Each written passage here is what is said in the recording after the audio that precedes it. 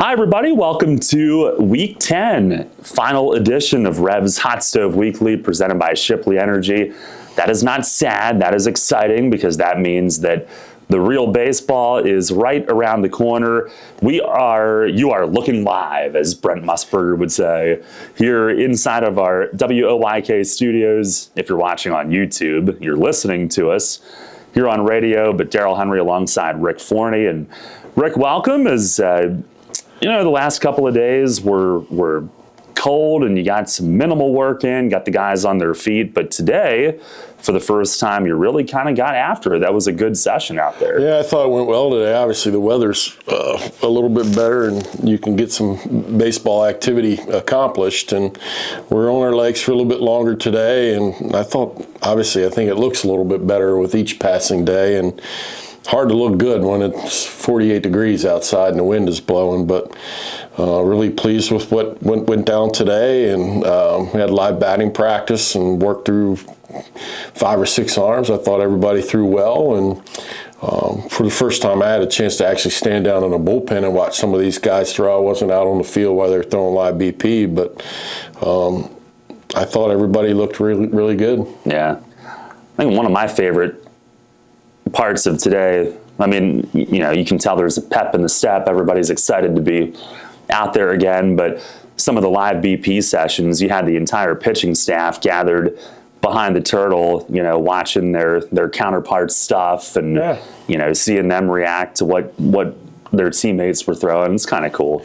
Yeah, I mean, I think everybody's getting along really well. That's obvious. I mean, your clubhouse is not quiet at the beginning. Everybody's chatting and talking, getting along really well, which is a great sign. And I think everybody's pulling from the same end of the rope and want to watch guys throw to hitters, and seems to be important to them. And I think it was a good day. I'm glad everybody's engaged.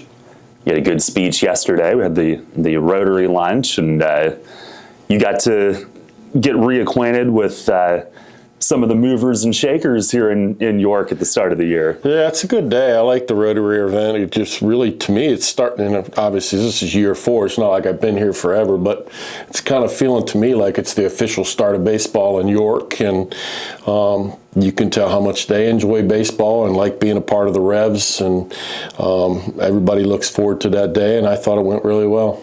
All right, well, we have 6 player signings to cap off the preseason. We will have a roster. We'll have a full roster by the end of this show. We've had one. We just haven't been able to share it yet, but it'll all be out there.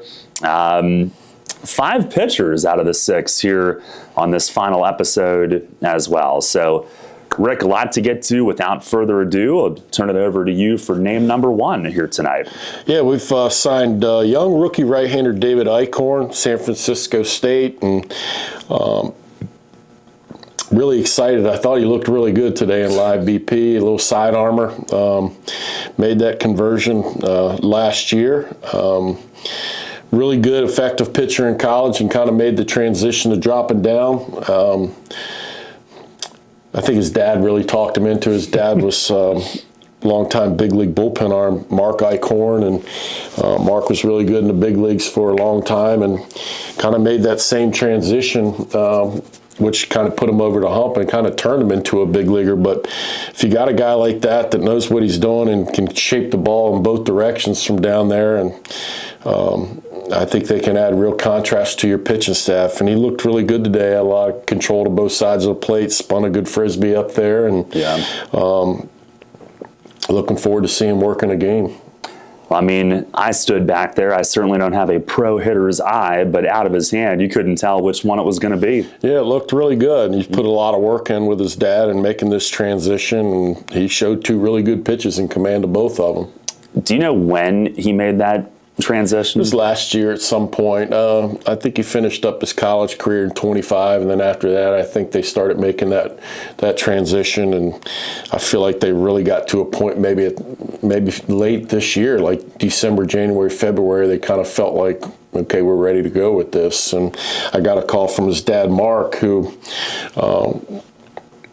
He was with the Orioles in '94, my first year on the 40-man roster in big league camp. And Mark Eichhorn really took care of a 22-year-old Rick Forney and looked out for me and was really, really good to me. And so when Mark calls me, and he's called me in the past about some California kids that he knows and has sent me a few in Winnipeg, but it's been a little while. Reached out and we had a conversation about David. And to me, it's a no-brainer. I mean, he's a good pitcher in college, deserves an opportunity to see if he can make the pro game work, and just returning the favor to his dad 30-something years later, because I appreciate how well he treated me. I'm wondering if you have any stories about how well he treated you. Yeah, so that was 1994 was the last time I had tequila, and thanks to Mark Eichhorn, it wasn't a really good experience, but yeah, one night we were playing split squad somewhere, and half the team was in Vero, half the team was somewhere else, and I was in Vero with the veteran group and got to ride the bus back to St. Petersburg for 3 hours with all the veteran guys, and there's beers all over the place, and I was fortunate enough to be a part of that bus ride and having some adult beverages in the back, listening to all these great stories, and got back to the hotel, and Greg Zahn was my roommate in spring training that year, and Mark called and said, let's go out. So we go out, and drinks are flowing, and my wallet wasn't leaving my pocket, and it got ugly in a hurry. And so that was the year of the strike, and Donald Fear was the union chief at the time, was in town to give the spiel in the clubhouse about the upcoming work stoppage, and I'm dry heaving in the locker, just not doing really good. And I thought I was safe, I'm not going to have to pitch that day, but my name was circled, and a couple of the veteran guys were laughing at me, and I thought they were playing a joke saying, you're pitching today, your name is circled. And I mustered up enough energy to walk over there. My name was circled, and I was panicking right away. And actually, I pitched in the game that day against the Phillies, did really well, and got a call that night from Mark ready to go again, and I hung up the phone on him. And I haven't been out drinking tequila with him since, but really good man.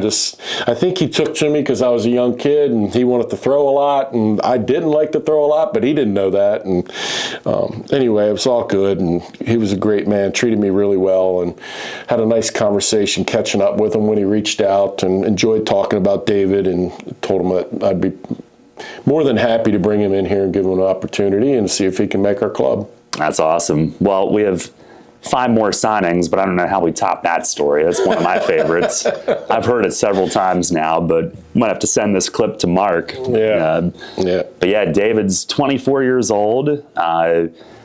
San Francisco State, which is Division II, and a really good career there. And last year, as a starter, he was 6-1 with a 3.66 ERA. So he seems ready for the pro game, obviously. And these are guys, Rick, that are making their pro debuts now that, 5 years ago, when the draft was what it used to be, maybe they get picked up, maybe they get drafted, and now it's only 20 rounds, so a lot of guys go undrafted like him. But yeah, they go undrafted and overlooked, and oftentimes they weren't given an opportunity in this league, but even now it's not really easy to give them guys opportunities in this league. There's so many experienced guys, but someone like David that throws from a unique arm slot,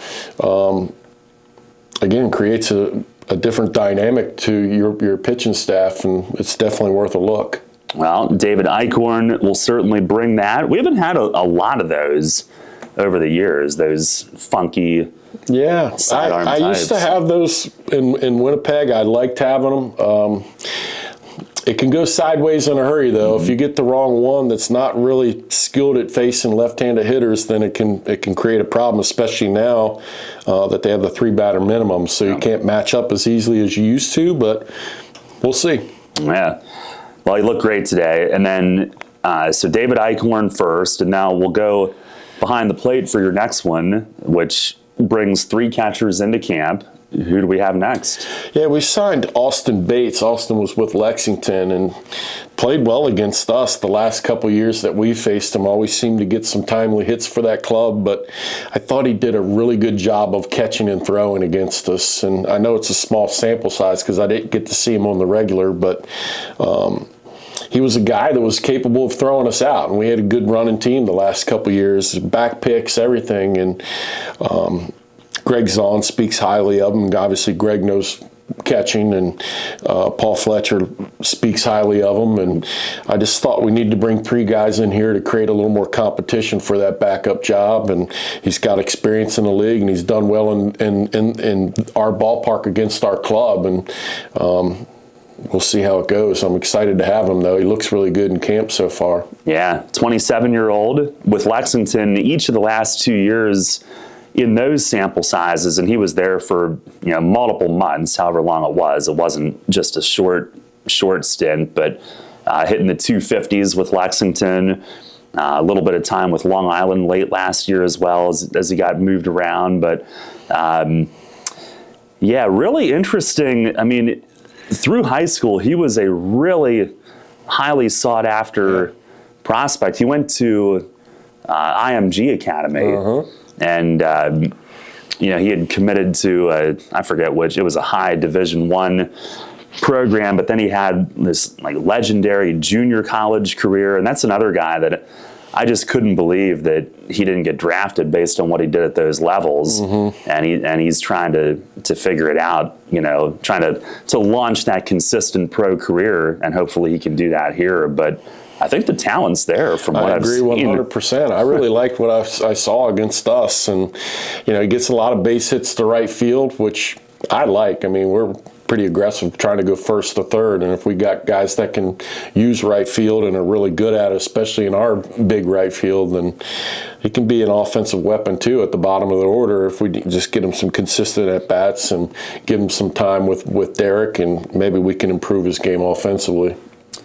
I know what I saw. He was his conference's player of the year in JUCO. He helped them to a national championship. He helped IMG to a high school national championship and was the team's player of the year.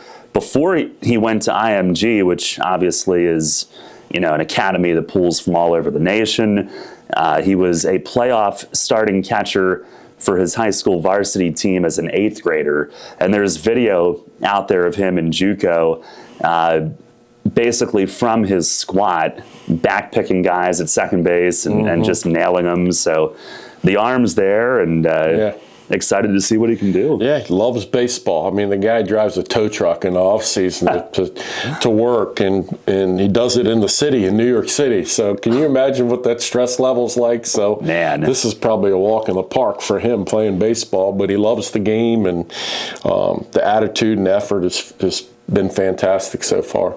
Wonder if he handles it better than Pat.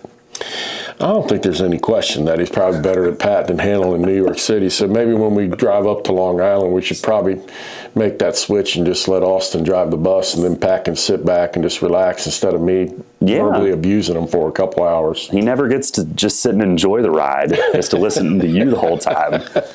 So, no, 2 good, young, exciting signings there. David Eichhorn and Austin Bates, the catcher. We'll take a break here on Rev's Hot Stove Weekly, presented by Shipley Energy. And a lot of experience coming to this pitching staff, and Rick will unveil some of those names next. Stay with us. We'll be back in just a moment. Welcome back here on Rev's Hot Stove Weekly, presented by Shipley Energy. We are rolling through the final 6 preseason announcements, and that'll bring us to 30 and a full roster in advance of FanFest, which actually this year, so FanFest on Sunday, that's our first exhibition game.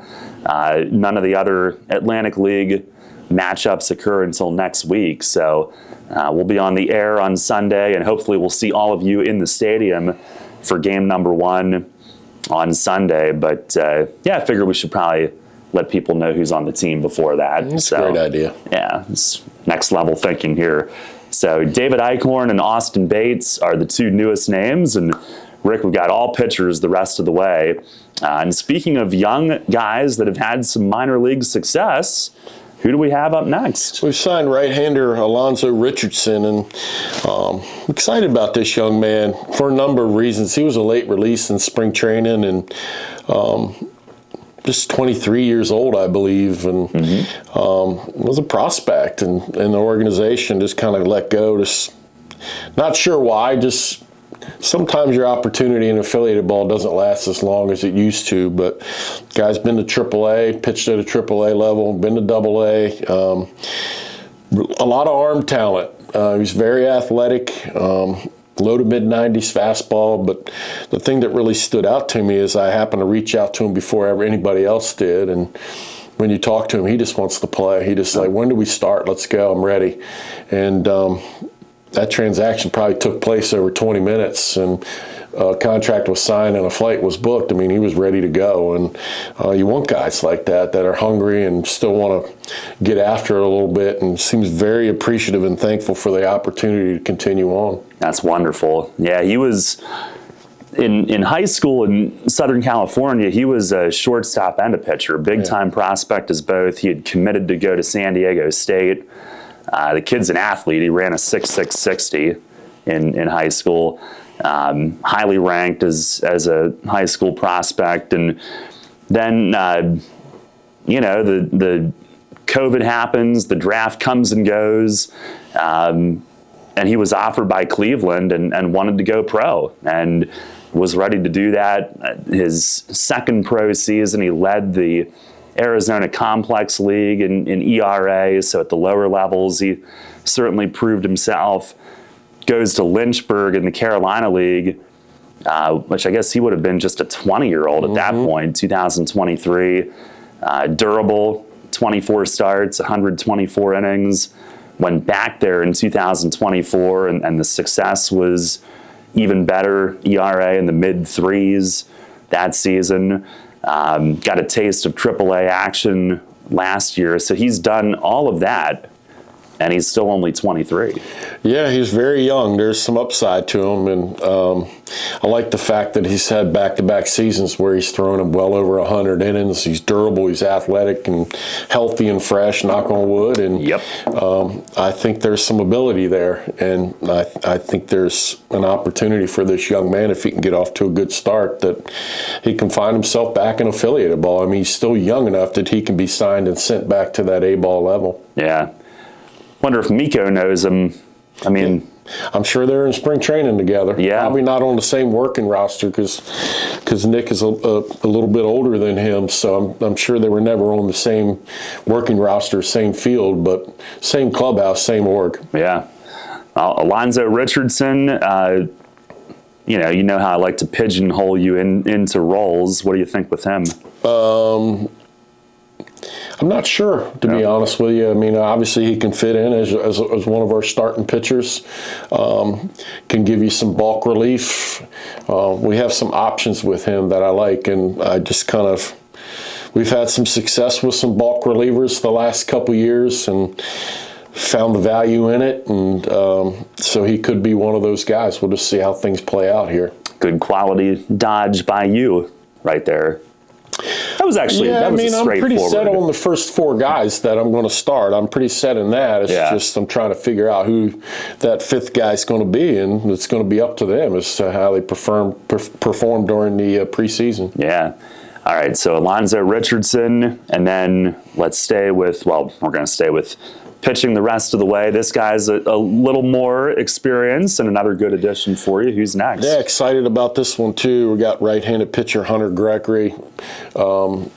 Good power right-handed arm that can pitch high leverage innings for you in the back of a ball game. And another guy that was kind of released late in spring training, and actually he wasn't waiting around for his agent much. He actually was roommates in spring training with Chalucci. Okay. So he knows about York and what it's like to play here, because obviously Chalucci had talked about how good his experience was here, and Hunter wanted to come here and play. Obviously there's enough Blue Jays guys to reach out to and kind of find out what the situation's like here, and didn't hear a bad thing about our operation, just wanted to be a part of it, and we're glad to have him. Wow.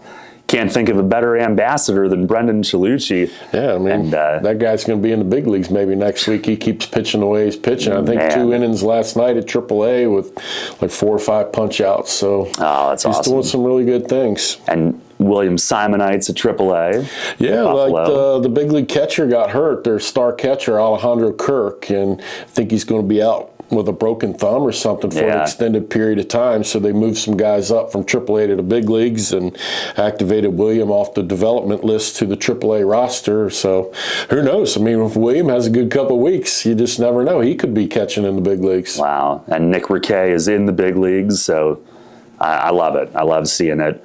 I think Matt Turner's off to a good start in the Mets system as well. Another one, really good spring training with the Mets and gets off to a good start. You just never know. There's going to be opportunity at some point. Just keep plugging away and strange things happen. Yeah. Well, back to Hunter Gregory. He was an 8th-round pick of those Blue Jays in 2021. That was out of Old Dominion University, where he was a stud, and he's from that area, from Chesapeake, Virginia. And, good career in the Blue Jays system, gets to AAA for the first time last year. What stands out to me, statistically, is last year was his best season yet. At AA New Hampshire, he had a sub-3 ERA. So he's a guy. I mean, he's coming off a really good year. A little surprised that he was let go by the organization, but it happens nowadays. Nothing really can surprise you, but it's a lot of arm talent right there. Yeah. All right, Hunter Gregory and Alonzo Richardson joining David Eichhorn and Austin Bates as our 4, and we've got 2 to go. It's down to the final segment, and we'll unveil those last 2 to complete our preseason roster to this point, although knowing you, it can never be fully complete. You're always looking. You never know how things pop up on your radar unexpectedly. Yeah, but for now anyway, we'll have a complete roster on the other side of this break. So stay with us here on Rev's Hot Stove Weekly, presented by Shipley Energy. Welcome back here on Rev's Hot Stove Weekly, presented by Shipley Energy. And then there were our final 2 preseason announcements. Hard to believe that it's come to this, but 2 really successful minor league pitchers to unveil here at the end, Rick. And back over to you. Who's next? We signed right-handed reliever Ryan Shreve. Excited about his addition. Brings some depth to the bullpen. Can wear many hats out there. It looks like he's in really good shape. Tall, big right-hander. Heavy sinking action on that fastball. A nice breaking ball. Looks like it has some swing and a miss to it. So, been talking to him for a couple months. He was just kind of waiting around to see if he was going to land an opportunity with an affiliated team, and nothing materialized. And he's really good friends with Brandon Lewis and some others that we've had here, and he just stayed in constant communication with me, and then he just got to a point where he was ready to get something done and join the club. He's a large human. He's 6'6", does look very strong. 27-year-old. He's from California originally, so I assume that's the Brandon Lewis connection. But to my understanding, he knows Chris Valamont well. They were in the Twins system together. I think Braden Scott knew him. There seems like a lot of guys that know him. Yeah, he knew a lot of our Twins guys for sure, like Zach Neff and John Olson and all of those guys too. Yeah. Well, so he gets to AAA with the Cardinals and the Rays. He was at AAA with both clubs last year, actually, and pretty good career numbers, 25-20 with a 4.39 ERA. But yeah, AAA the last 2 years, good AA numbers. So that's a quality, experienced minor league guy that has committed to come here. Yeah, he's going to be counted on to get some big outs in important situations, and I don't think he's going to be overwhelmed by the situation in the Atlantic League. Obviously, we like to win around here, so hopefully he's going to be comfortable in some leverage innings for us. Yeah. He was actually a starter in college at University of the Pacific, which is one of those great mid-majors in California. Threw a no-hitter during his college career, but pretty much a reliever the entire time in pro ball. Do you have it in your mind, not asking you to say it, but do you have it in your mind, like who's back end of the bullpen yet? I'm not sure, to be honest with you. I have an idea of what I would like it to look like. I don't know if it's going to play out that way. Again, that's going to be up to them. It just depends. Right. But I like having options, and I got options right now. All right. Well, Ryan Shreve's a good one. And again, the big thing with him, AAA with the Cardinals and the Rays each of the last 2 years. You look at his baseball reference, lots of ERAs in the fours, which is where he is for his career. So a solid career path. This will be his 7th pro season. And Rick, our final guy, he's another one that's had a tremendous minor league bit of success, and a lot of it was in the starting role with this guy. So who do we have to wrap it up? Yeah, we signed Rhett Koba, Astros org, and it's going to be a starting pitcher for us. And really excited about this guy. Just really good college career at Dallas Baptist, and throws a lot of innings, throws strikes, and really counting on him to give us 18 to 21 outs when he toes that rubber. Rhett Koba, he's from Oklahoma, 26-year-old. He was a 12th round pick of the Astros in 2021 out of Dallas Baptist. And in his career, all in the Astros system, 20-18, 4.32 ERA. That's a good minor league career stat line. And was with AAA Sugarland for parts of the last 3 years, all of last year. And last year transitioned more into relief role. He was coming off a little bit of arm trouble for the first time, but got back on the mound and into long relief. I mean, he threw 80 innings last year. But in 2023, Rick, at Corpus Christi AA, Texas League Pitcher of the Year. Yeah. And that year, 7-5 with a 3.27. And late that year, he got bumped up to AAA for the first time. But there were a couple of, like 5-start stretches in there in that AA season where he was giving up 1 run a game. And I know he was pitcher of the month and then, of course, pitcher of the year in that league. But yeah, he was, the Astros, at least if you read some stuff online, his name was being thrown around like, maybe if they need a call up at some point. And, so, yeah, he's had a lot of success. Yeah, I mean, the numbers don't lie. He was really good. Once he got released pretty early, and once we saw he was available, we moved on it right away. And it took a little while to get it all together. Obviously, with talent like that, and you're looking for another opportunity with an affiliated club, but none of that materialized. A lot of independent clubs reached out to him, and I guess he did a little research and really liked what he heard about our situation here in New York, and we're thankful that he chose to come here. Nice, yeah. Well, how do you feel? That's 30.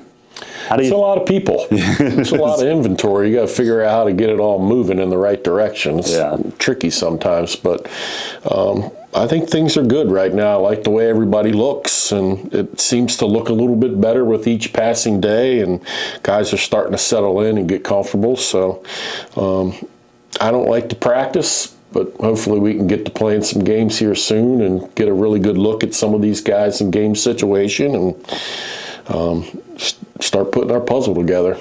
Well, Sunday, hopefully I remember what I'm doing.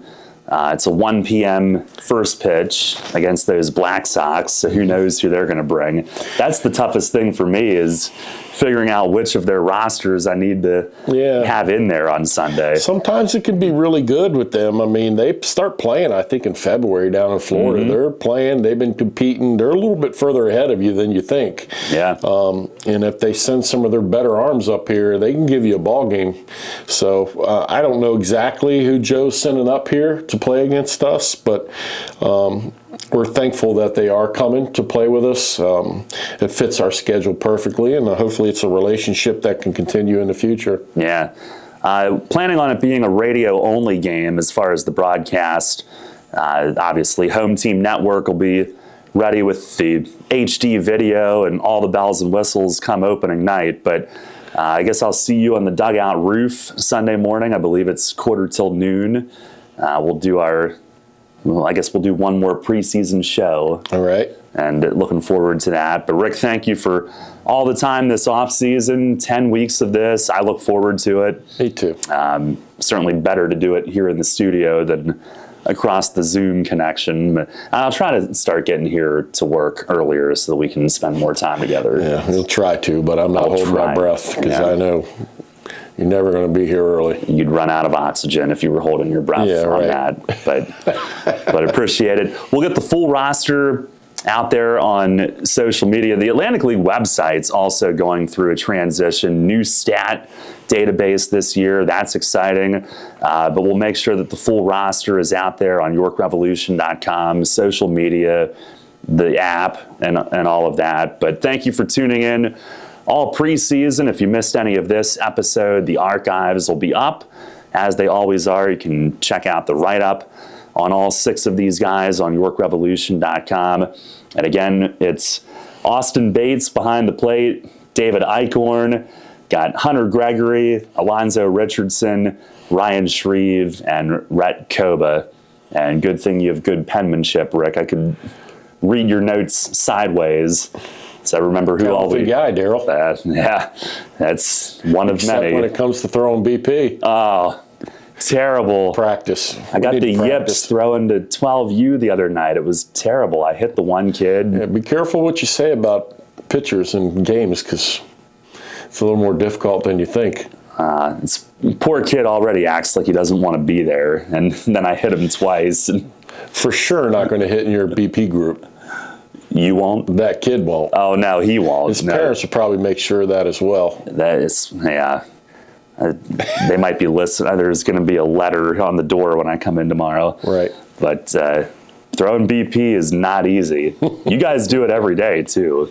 Well, we'll get you out there. Maybe you'll get better. I'll be ducking behind the screen real quick. That's the important part. But no, this has been fun. And we'll keep working hard, getting ready for opening day, and I'll see you Sunday. All right, brother. Thank you. All right. That'll do it for 2026 Revs Hot Stove Weekly, presented by Shipley Energy.